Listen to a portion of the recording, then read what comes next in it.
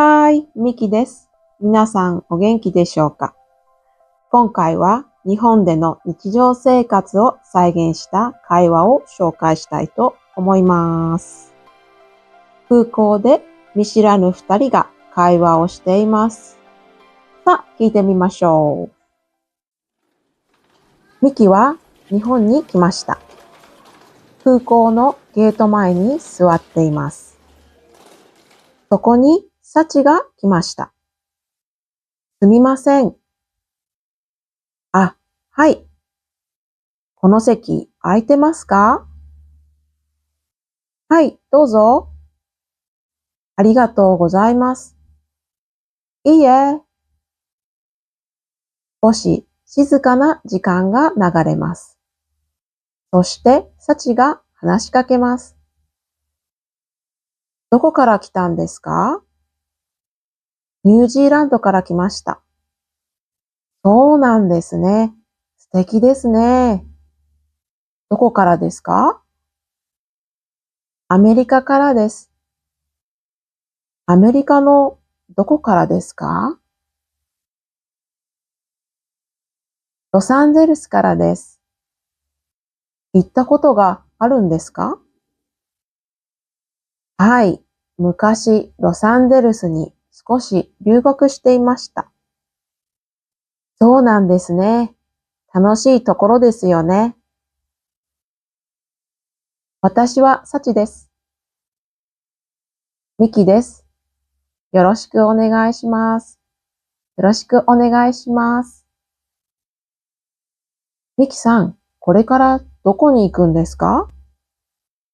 東京に行きます。サチさんは？私はこれから大阪に行く予定です。そうなんですね。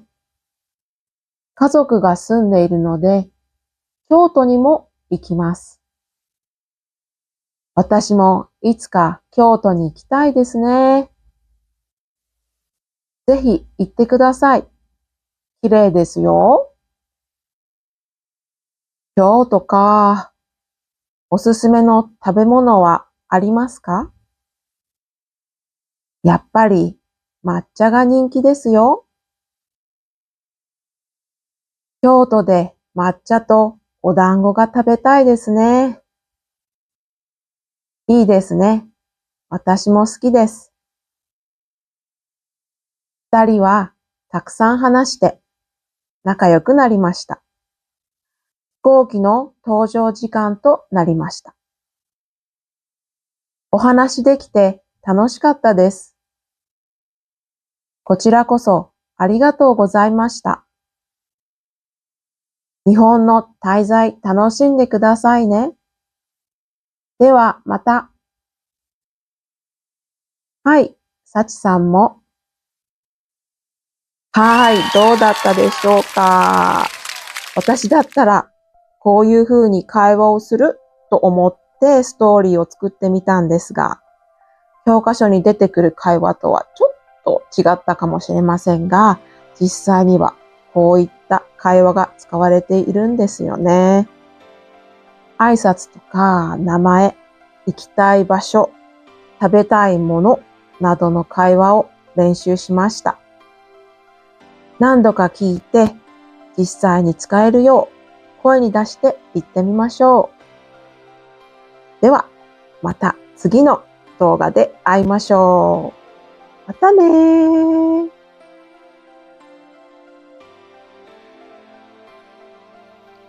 See you next time.